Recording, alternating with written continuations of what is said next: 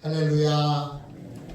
우리 2층에서 예배드리는 분들, 또 3층에서 예배드리는 분들, 또 영상으로 예배드리는 모든 분들, 한 주간 동안 잘 지내셨지요? 사랑하고 또 축복합니다. 오늘은 평화의 왕으로 오신 예수 그리스도, 평화의 왕으로 오신 예수 그리스도, 이런 제목으로 같이 은혜를 나누겠습니다. 예수님은 다윗의 자손으로 태어나셨습니다. 사도 바울은 3절에서 예수님을 이렇게 소개합니다. 그의 아들에 관하여 말하면 육신으로는 다윗의 혈통에서 나셨고, 예수님은 다윗의 자손이십니다. 이 말은 예언자들이 예고했던 특별한 일을 하기 위해 하나님이 기름 부어 세우신 바로 그 한 사람, 유일한 한 분이 예수 그리스도이시라는 뜻입니다. 예수 그리스도, 다윗의 자손이신 예수 그리스도는 누구십니까? 우리가 꼭 붙들어야 할 우리의 생명줄입니다. 예수님을 붙들 때 구원받고, 예수님을 붙들 때 불행과 고통에서 보호를 받을 수 있습니다. 불안할수록, 두려울수록, 걱정될수록 다른 거 붙들면 안 됩니다. 다른 건 다 썩은 도마줄입니다. 예수님만 붙드는, 예수님께만 소망을 두는 인생들이 다 되시기를 주님의 이름으로 축원합니다. 다윗의 자손 예수 그리스도는 누구십니까? 그분은 구원의 열쇠를 가지고 계신 분입니다. 그래서 주님은 어려운 일도 쉽게 해결하십니다. 주님은 불가능한 일도 쉽게 해결하십니다. 주님은 우리에게 늘 새로운 기회를 주십니다. 주님이 하시려고 하는 일들, 어떤 일도 아무도 막을 수 없고 아무도 방해할 수 없습니다. 왜냐? 열쇠를 가졌기 때문입니다. 그래서 주님의 인도를 따르면, 주님의 말씀을 따르면 어려운 일이 쉽게 풀립니다. 또 새로운 기회가 생깁니다. 그리고 놀라운 변화와 축복이 있습니다. 주님은 열쇠를 가지고 계세요. 여러분이 걱정하고 있는 모든 문제에 대해서 주님이 열쇠를 가지고 계세요. 주님의 인도를 받으면 쉽게 해결됩니다. 주님의 인도를 받으면 여러분 가볍게 해결됩니다. 주님이 열쇠를 가지고 계시기에 열쇠를 가지고 계신 주님께 나와 예배를 드리는 것입니다. 늘 열쇠를 가지신 주님을 의지하여 예배의 자리, 기도의 자리, 은혜의 자리를 빼앗기지 않는 복된 인생들이 다 되시기를 주님의 이름으로 축원합니다. 다윗의 자손 예수 그리스도는 누구십니까? 오늘 세 번째 시간입니다. 예수 그리스도는 우리에게 평화를 주시기 위해 오신 왕이십니다. 이사야 11장 6절부터 8절에 예수님이 다스리시는 나라, 예수님이 통치하시는 나라는 어떤 나라인가? 그 예수님이 다스리시는 나라의 모습이 나옵니다. 우리가 아주 잘 아는 말씀이지요. 6절에 그때에 이리가 어린 양과 함께 살며 표범이 어린 염소와 함께 누우며 송아지와 어린 사자와 살찐 짐승이 함께 있어 어린 아이에게 끌리며 암소와 곰이 함께 먹으며 그것들의 새끼가 함께 엎드리며 사자가 소처럼 풀을 먹을 것이며 젖 먹는 아이가 독사의 구멍에서 장난하며 젖된 어린 아이가 독사의 굴에 손을 넣을 것이라 했습니다. 예수님이 왕으로 오셔서 예수님이 다스리시는 나라가 되면 어떤 일이 일어납니까? 교활한 이리가 어린 양과 함께 삽니다. 둘은요 함께 살 수 없습니다. 아시죠? 이리가 양을 보고 어떻게 참습니까? 바로 잡아먹지. 이리는 교활한 동물의 대명사입니다. 어린 양은요 바보같이 순진한, 가장 순진한 동물을 상징합니다. 예수님이 다스리시는 나라에는요 이리가 변화됩니다. 위험한 이리가 변화돼서 순진한 어린 양을 괴롭히지도 않고 잡아먹지도 않고 함께 보살피며 함께 어울려 친구가 되어 살아가게 됩니다. 또 어떤 일이 일어납니까? 표범이 어린 염소와 함께 눕습니다.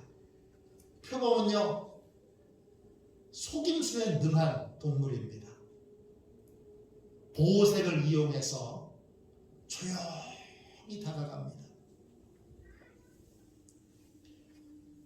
5m 바로 앞에까지 표범이 다가가는 걸 동물이 알아차리지 못합니다. 그리고는 가만히 있다가 갑자기 나타나서 공격해서, 그래서 짐승들을 잡아먹는 것이 표범입니다. 이 표범은 아주 속임수에 능한 동물입니다. 염소는 고집불통입니다. 화가 나면 죽을 때까지 암수가 다 뿔이 있잖아요. 뿔로 들이박는 동물이 염소입니다. 염소 키워보신 분도 계시니까 잘 아실 겁니다. 예수님이 다스리시는 나라에는요 표범이 더 이상 속임수를 쓰지 않습니다. 예수님이 다스리시는 나라에 염소는 더 이상 자기 고집대로 인생을 살지 않습니다. 속임수를 쓰던 표범과 고집 뿔통이던 이 염소가 함께 누워서 서로 재미있게 장난을 치며 깔깔깔거리며 웃는 나라가 바로 예수님이 다스리시는 나라입니다. 또 어떤 일이 일어나게 됩니까? 어린 사자가 송아지와 살찐 짐승과 함께 뛰놉니다. 더 놀라운 건 어린아이가 사자를 끌고 다닙니다. 소를 끌고 다닐 수도 있고 살찐 짐승을 끌고 다니는 건 알겠는데 어린아이가 어린 사자를 끌고 다닙니다. 이때 어린 사자라는 말이 히브리어로 케피르입니다. 이 말은 갓난아이, 고양이 같은 그러한 갓난아이 같은 사자가 아니라 젊은 사자라는 뜻입니다. 젊은 사자가 송아지와 함께 있는데 잡아먹질 않습니다. 통통통 살찐 짐승이 있는데 잡아먹지 않고 그냥 둡니다. 같이 놉니다. 함께 어울립니다. 그것도 대단한데 더 놀라운 건 어린아이가 여러분 그 젊은 사자를 끌고 다닙니다. 예수님이 다스리시는 나라는 함께 할 수 없는 자들이 친구가 됩니다. 도저히 친구가 될 수 없는 자들이 친구가 되고, 그리고 어린 아이도 존중을 받고 사랑을 받습니다. 어린 아이도 귀하게 여김을 받습니다. 또 어떤 일이 일어납니까? 소의 가족과 곰의 가족들이 함께 어울려 놉니다. 암소와 곰이 함께 먹고 새끼들은 함께 엎드려서 장난을 칩니다. 암소는 초식동물이고 곰은 잡식동물입니다. 곰은 눈앞에 보이는 암소를 해치지 않고 잡아먹지도 않습니다. 식성이 다른, 전혀 성향이 다른 두 가족이 함께 어울려 함께 행복한 그러한 소풍을 가고 함께 즐거운 시간, 행복한 시간을 갖는 것이 예수님이 다스리시는 나라의 모습입니다. 또 어떤 일이 일어납니까? 사자의 본성이 변화됩니다. 사자는 육식동물입니다. 그런데 사자가 소처럼 풀을 먹습니다. 사자는 짐승을 해치고 괴롭히고 잡아먹는 것이 본성입니다.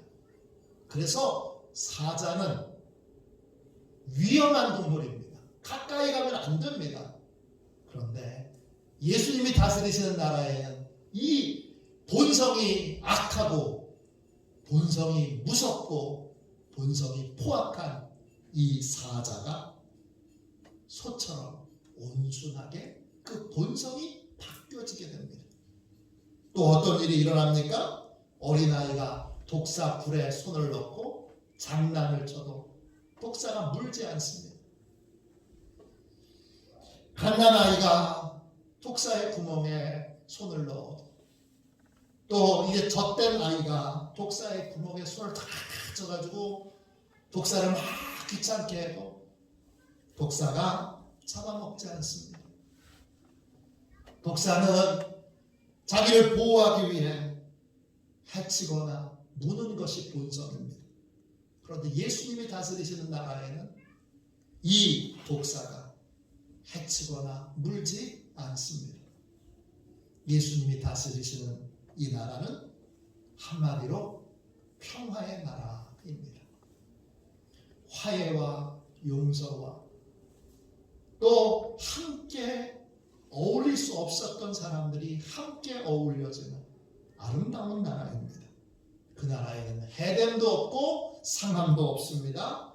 이사야 11장 9절입니다.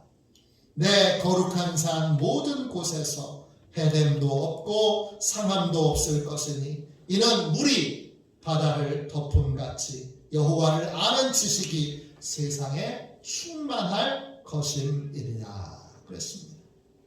예수님이 다스리시는 나라는요, 죄악된 본성이 서로 충돌해서 서로 공격하고 서로 헐뜯고 서로 해치는 일이 사라지게 됩니다. 서로 죽고 죽이고 먹고 먹히는 일들이 사라지게 됩니다. 예수님이 다스리시는 나라에는 그래서 해됨이 없습니다. 해됨이라는 말은 히브리어로 라아입니다. 괴롭히다, 들볶다 이런 뜻입니다. 예수님이 다스리시는 나라는 죄된 본성으로 서로 괴롭히고 또 서로 들볶는 일들이 사라지게 됩니다. 또 이 예수님이 다스리시는 나라에는요, 상함도 없습니다. 상함이라는 말은 히브리어로 사차트입니다. 뜻은 폐허가 되다, 파괴하다, 멸망을 향해 가다, 망쳐놓다 이런 뜻입니다. 예수님이 다스리실 때, 예수님이 왕으로 다스리실 때 끊임없이 복수하고 보복하는 악순환의 고리가 끊어져 버립니다.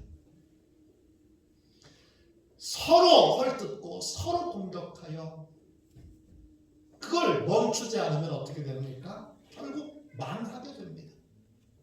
그런데 예수님이 다스리시는 나라에는 이 끊임없는 보복과 복수가 반복되는 악순환의 고리가 끊어집니다.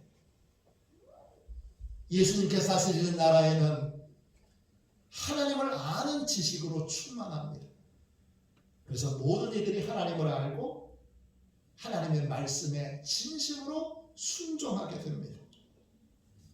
다윗의 자손 예수 그리스도는 이 평화와 화해의 나라를 우리의 가정에 이루도록, 우리나라에 이루도록, 우리 마을에 이루도록 이 평화의 나라를 주시기 위해 이 땅에 오셨습니다. 화해할 수 없었던 인생이 화해를 이루고 용서할 수 없었던 사이에 용서가 이루어지는 그러한 가정, 그러한 마을, 그러한 도시, 그러한 나라가 되도록 예수님이 오신 것입니다. 서로 해치고 공격하고 파괴하고 깨뜨리던 인생들이 변화되고 바뀌어서 사랑의 공동체를 이룰 수 있도록 그렇게 변화시키는 것입니다. 다윗의 자손 예수 그리스도께서 이 땅에 오신 목적입니다. 예수님의 다스림을 받으며 이리같이 교활하던 내가 변화됩니다. 예수님이 다스리시면 표범처럼 이중적이었던 내가 변화됩니다. 예수님이 다스리시면 염소처럼 고집불통이던 내가 달라집니다. 예수님이 다스리시면 물어뜯고 괴롭힐 줄만 알았던, 공격할 줄만 알았던 내가 달라져서 사랑할 수 있게 되고 이해할 수 있게 되고 용서할 수 있게 되고 용납할 수 있게 됩니다. 그러면 예수님의 다스림을 받는 사람은 어떤 삶을 살게 될까요? 예수님의 다스림을 받는 사람은 자기 지혜를 따라 살지 않고 예수님의 지혜를 따라 인생을 살아가게 됩니다. 이사야 11장 1절 2절입니다. 이새의 줄기에서 한 싹이 나며 그 뿌리에서 한 가지가 나서 결실할 것이요 그의 위에 여호와의 영 곧 지혜와 총명의 영이요 모략과 재능의 영이요 지식과 여호와를 경외하는 영이 강림하시리니 그랬습니다. 하나님께서 다윗의 가문에서 한 싹을 왕으로 세우십니다. 왕으로 세우신 그 싹이 바로 예수 그리스도이십니다. 왕이신 예수 그리스도에게는 언제나 성령께서 강림해 계십니다. 그 성령은 지혜와 총명의 영이고 모략과 재능의 영이고 지식과 경외의 영입니다. 이 하나님의 영이, 이 놀라운 하나님의 영이 예수님과 늘 함께 계십니다. 그러므로 왕이신 예수님은 누구십니까? 나보다 지혜가 많은 분입니다. 이걸 인정해야 평화의 나라가 이루어집니다. 예수님은 나보다 지혜가 많으신 분입니다. 또요 나보다 총명이 많으신 분입니다. 총명이라는 말은 히브리어로 비나입니다. 뜻은 이해력, 분별력을 의미합니다. 예수님은 나보다 이해력이 더 뛰어나십니다. 예수님은 나보다 훨씬 더 분별력을 갖고 계신 분입니다. 이걸 인정하고 이걸 고백하고 나의 지혜가 아닌 예수님의 지혜를 따를 때, 나의 총명이 아닌 예수님의 총명을 따를 때 평화의 나라가 임하는 것입니다. 또 예수님은 누구십니까? 예수님은 나보다 훨씬 더 전략을 잘 짜시는 분입니다. 모략이라는 말은 히브리어로 에사입니다. 뜻은 전략, 계획, 설계 이런 의미입니다. 또 이 전략을 잘 설명해야 되기 때문에 조언하다, 충고하다 등의 의미도 있습니다. 누구의 조언을 들어야 되겠습니까? 누구의 충고를 따라야 되겠습니까? 예수님의 조언을 듣고 예수님의 충고를 따라야 합니다. 그래야 평화의 나라가 이루어집니다. 예수님이 다스리신다, 말만 다스린다 고백하는 걸로는 평화의 나라가 이루어지지 않습니다. 예수님의 모략을 존중하여 따를 수 있어야 합니다. 또 예수님은 어떤 분이십니까? 예수님은 나보다 훨씬 더 용기가 있는 분입니다. 재능이라는 말은 히브리어로 게부라입니다. 뜻은 힘, 용기, 배짱 이런 뜻입니다. 예수님은 담대하게 도전하시는 분이십니다. 또 지치지 않는 분이십니다. 우리는 지치지 않는 분, 용기 있는 그 주님의 인도하심을 받고 인도하심을 따라야 합니다. 그래야 평화의 나라가 이루어집니다.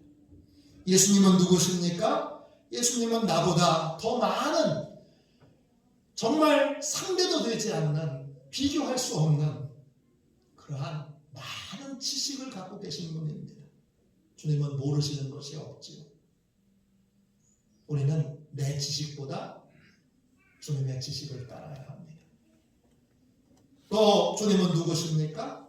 누구보다 하나님을 사랑하고 하나님을 공경하는 분입니다. 그래서 예수님의 뜻대로, 말씀대로 따르는 것이 결국 하나님의 뜻대로 따르는 것이고 하나님의 뜻대로 사는 것입니다.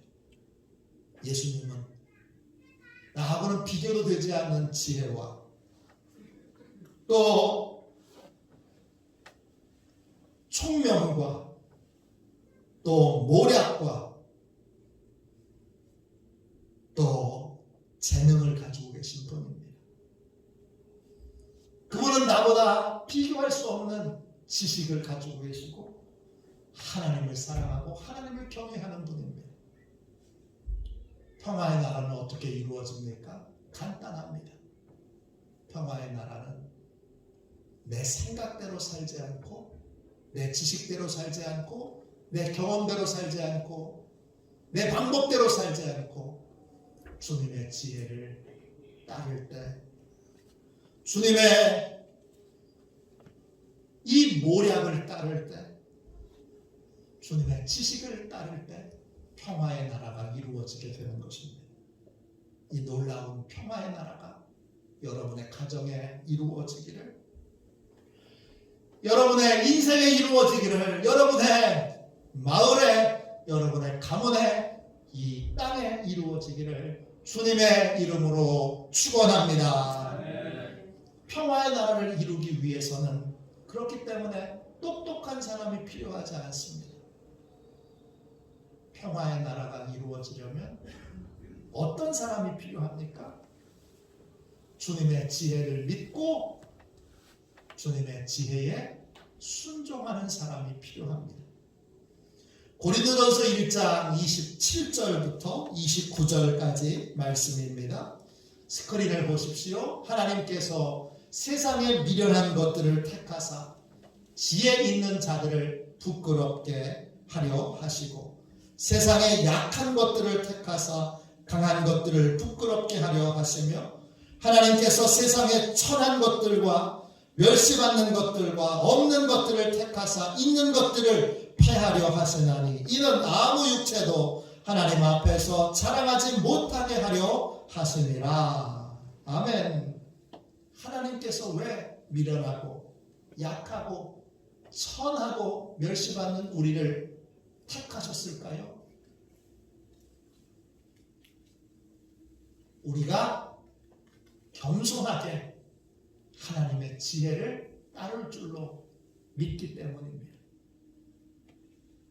부족한 우리가 하나님의 지혜, 예수 그리스도의 지혜, 예수 그리스도의 전략을 따를 때 그것을 통해서 하나님의 능력이 나타나게 됩니다. 사람은 어떻게 변화되지요? 언제 변화되지요? 주님의 지혜를 따를 때 변화됩니다. 사자 같던 인생이, 이리 같던 인생이, 독사 같던 인생이 주님의 지혜를 따르면 달라집니다. 변화됩니다. 우리 남편은 사자 같아요. 아유, 우리 아내는 독사 같아요. 아유, 우리 동생은 이리 같아요. 어떻게 변화됩니까? 내가 설득하고 설명하고 이해시키고 그러면 변화됩니까? 내가 가서 울면 변화됩니까? 내가 가서 논리적으로 따지면 변화됩니까? 내가 가서 혼내주고 야단치면 변화됩니까? 다 해봤는데 변화되던가요? 안 됩니다, 여러분. 나도 또 가족들도 친구들도 이웃들도 성도들도 누구든지 간에 나의 지혜가 아니라 주님의 지혜를 따를 때 주님이 변화시켜 주시고 주님이 바꿔 놓으십니다. 그래서 사도 바울은 얼마나 똑똑한 사람이고 얼마나 배운 게 많은 사람입니까?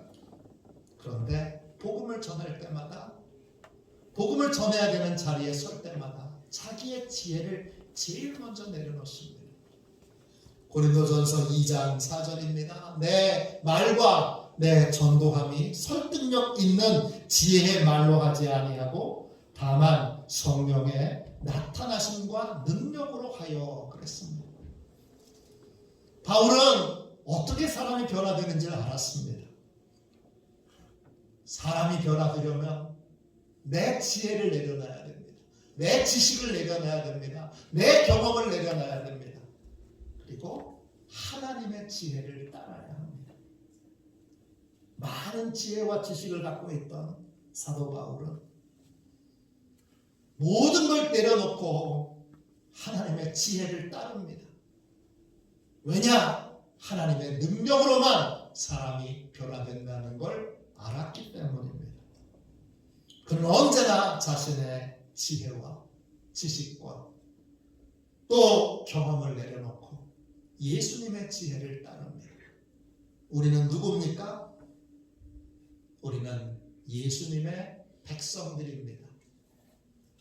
당연히 우리 가정은 평화를 누려야 합니다. 우리 교회는 당연히 평화를 누려야 합니다. 우리 가문은 당연히 평화를 누려야 합니다. 어떻게 하면 평화를 누릴 수 있습니까? 나의 지혜가 아니라 왕이신 주님의 지혜를 따를 때 우리 가정에 평화가 임하게 됩니다. 1972년 5월 6일 한국 찬송가 공회에서 어린이들을 위한 찬송가를 이제 만들게 됐습니다. 이 일을 맡아 수고하는 분 중에 한 분이 오소운이라고 하는 목사님이십니다. 이분이 이스라엘에서부터 온 히브리 멜로디라고 하는 가사가 적혀 있지 않는 악보를 하나 받습니다. 이 오소운 목사님의 본명은 신근 목사님이세요. 신근이라는 말은 믿음으로 얻은 자식이라는 뜻이에요. 어머니가 믿음으로 기도하여 얻은 아들, 그 아들이 바로 신근 목사님이신데 목회자가 되기 위해 신학대학에 갔다가 그 신학대학에서 제일 존경하던 목사님께서 새로운 이름을 지어주셨어요. 그 이름이 오소운이에요. 엘리야의 종이 보았던 손바닥만한 작은 구름, 소운, 작은 구름이라는 뜻이에요. 그래서 이 오소운이라는 새 이름으로 어린이를 위한 찬송가를 만들고 있는데 이스라엘에서 온 아주 경쾌한 리듬이 있는 멜로디 하나를 발견하게 됩니다. 피아노로 쳐보니까 멜로디가 아주 좋아요. 그 멜로디에 이 오소운 목사님이 가사를 붙이게 됩니다. 어떤 가사를 붙이면 좋을까? 그러다가 이사야서 11장 6절부터 9절의 가사를 붙입니다. 그 찬양이 사막에 샘이 넘쳐 흐르리라. 우리가 많이 불렀던 또 교회 학교에서 많이 불렀던 그러한 찬양입니다. 영성훈련에 가면 이 찬양으로 막 기차를 만들어서 뭐 저녁에 신나게 놉니다. 진짜. 1절 가사, 2절 가사가 이렇습니다. 사막에 샘이 넘쳐 흐르리라. 사막에 꽃이 피어 향내 내리라.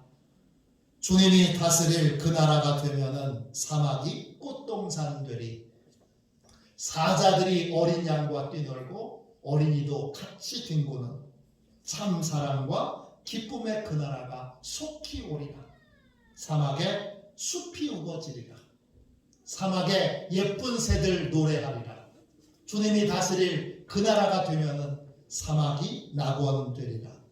독사불에 어린이가 손 넣고 장난쳐도 물지 않는 참 사랑과 기쁨의 그 나라가 이제 속히 오리라. 예수님이 다스리시는 나라가 되면 소망이 없는 사막이 사랑과 기쁨의 나라로 바뀝니다. 예수님이 다스리시는 나라가 되면 무엇 하나 기댈 것이 없었던 그러한 사막이 낙원으로 바뀝니다. 주님이 다스리시는 나라가 되면 주님의 놀라운 능력이 나타나서 사자도 변화되고 그리고 독사도 변화되고 그리고 어린아이들이 존중받고 사랑받게 됩니다. 이 주님이 다스리시는 나라의 가장 큰 특징이 뭡니까? 주님의 지혜를 따르는 것입니다. 주님의 지혜를 따를 때 소망이 없던 인생이 꽃동산으로 바뀌고 낙원으로 변화됩니다. 주님의 지혜를 따를 때 사자가 변화되고 독사가 변화되는 놀라운 기적을 경험하게 됩니다. 여러분, 강동철이라는 분을 들어보신 적이 있습니까? 이분은 모태신앙입니다. 초등학교 때는 공부를 아주 잘했습니다. 경시대회에 나가서 수학 경시대회도 과학 경시대회도 나가서 큰 상을 받을 만큼 공부를 잘했습니다. 공부를 열심히 한 이유는 엄마를 기쁘시게 하기 위해서입니다. 엄마가 공부 잘하니까 너무 좋아해요. 그래서 열심히 공부했는데 중학교 2학년 때 엄마 아빠가 사이가 나빠졌습니다. 아무리 노력해도 아버지는 이 강동철을 인정하지 않습니다. 그때부터는 공부를 열심히 해야 될 이유를 찾지 못했습니다. 그래서 나쁜 친구들과 어울리게 됐습니다. 또래보다 등치가 컸기 때문에 싸움도 잘했습니다. 점점점 어두운 세계로 들어가서 고등학교 1학년 때는 결국 자퇴를 하고 조직폭력배에 들어갑니다. 깊은 어둠 속에 빠져서 헤매고 있을 때 어느 날 강동철의 꿈에 커다란 빛이 나타납니다. 큰 빛이 천둥 같은 소리로 이렇게 묻습니다. 내 이름이 뭐냐? 내 이름이 뭐냐? 내 이름이 뭐냐? 그 무릎 앞에 강동철은 자기 이름을 100번도 넘게 외칩니다. 그날 이후 이상한 일이 벌어졌습니다. 더 이상 싸움을 하고 싶지 않습니다. 더 이상 집집마다 가게마다 찾아다니며 자릿세를 요구하던 괴롭히는 일들을 하고 싶지 않습니다. 그만두고 싶습니다. 그래서 조직폭력배에서 많은 어려움을 이겨내고 그만둡니다. 다른 일을 하고 싶었습니다. 우연한 계기로 음악을 하게 되었습니다. 음악을 접하면서 이걸 하면 정말 잘할 수 있다는 생각이 들었습니다. 왜냐? 원래 똑똑한 친구였으니까. 그 후 이 강동철은 유명한 작곡가가 됩니다. 그래서 돈을 많이 법니다. 나름대로 성공했고 또 유명한 가수들과 작업을 합니다. 그런데 어느 날부터 지금 누리고 있는 이 성공을 잃어버릴지 모른다는 불안감에 사로잡히기 시작합니다. 더 이상 작곡을 할 수 없고 더 이상 노래를 만들지 못합니다. 앞으로는 이전에 그 성공시켰던 노래 같은 그런 노래를 만들 수 없겠다는, 그런 성과를 낼 수 없겠다는 초조함 속에 우울증에 빠지게 됩니다. 밥도 못 먹겠고 잠도 못 자겠고 가만히 있으면 눈물이 줄줄줄줄 납니다. 죽고 싶은 마음이 들어서 여러 번 자살 시도를 해볼까 생각도 했습니다. 자포자기의 심정으로 성공했는데 행복하지 않고, 돈이 많은데 행복하지 않고, 인기가 있는데 행복하지 않은, 왜 그럴까 절망에 빠져 있던 어느 날, 옛날에 꿈속에서 나타났던 그 빛이 또 나타나서 천둥 같은 소리로 다시 이렇게 말합니다. 내가 너한테 다시 말하노니 너는 모든 것을 가질 것이고 힘들었던 모든 것을 이겨낼 것이다. 너는 이겨낼 것이다. 천둥 같은 소리를 듣는 그 순간 그때 비로소 알았습니다. 주님이시구나. 그 빛이 주님이시구나. 어렸을 때 교회 가서 만났던 하나님이시구나 알게 됩니다. 주님이 날 살리시려고 나를 찾아오신 거구나. 그 꿈을 계기로, 그 빛에서 나온 음성을 듣는 것을 계기로 다시 용기가 생겨서 작곡을 하게 됩니다. 그리고 놀랍게도 이전의 인기보다 훨씬 더 인기 있는 작곡자가 됩니다. 가요를 만드는 사람인데 그 순위 프로그램에서 1등부터 4등이 다 이 사람이 작곡한 노래로 그렇게 순위가 채워진 적도 있습니다. 그때부터 이 빛의 소리를 듣고 난 이후부터 이분이 한 가지 분명히 깨달은 것이 있습니다. 지금까지 내가 한 일은 내가 한 게 아니고 하나님이 나한테 능력을 주셔서, 하나님이 나한테 힘을 주셔서 한 것이구나 깨닫게 됩니다. 그때부터 그는 매 순간 주님과 동행하는 삶을 살게 됩니다. 그때부터 눈만 뜨면 감사하게 되고 밥을 먹어도 감사하게 되고 힘든 일이 있을 때는 힘든 일을 견디고 이길 수 있게 해주신 것에 감사하는, 범사에 감사하는 삶을 살게 됩니다. 하나님을 떠나서 어둠 가운데 있을 때, 자기의 성공만을 위해서 인생을 살아갈 때 늘 그런 불평불만이 많았습니다. 불평불만으로 가득했던 이리 같고 사자 같고 독사 같은 인생이 주님을 만나고 나서 완전히 달라졌습니다. 어렸을 때 상처를 주었던 아버지를 찾아가서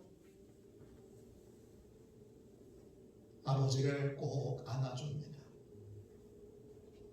아버지와 화해가 이루어지고 상처 주었던 아버지를 용서합니다. 기부도 많이 하고 또 노숙자들에게 도시락 나눔도 하고 있습니다. 이분의 꿈은 하나입니다. 자신을 찾아와 주신 주님께 마지막 순간에 이런 칭찬을 듣는 겁니다. 동철아, 수고 많았다. 동철아, 너 참 잘 살았다.